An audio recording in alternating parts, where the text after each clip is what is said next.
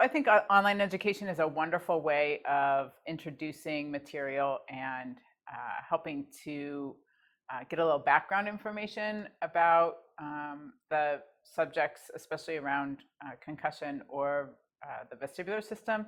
I think being in a live course helps to solidify that. It gives an opportunity to get your hands on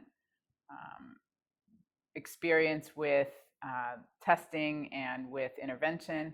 And it also helps with the dialogue around problem solving and being able to ask questions and really understand the material at a different level.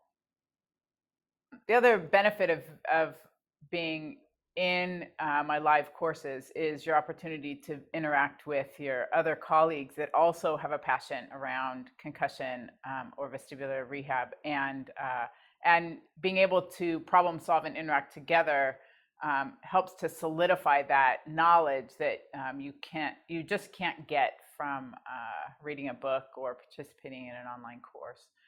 So that interaction is really invaluable at helping to drive your own clinical decision-making process.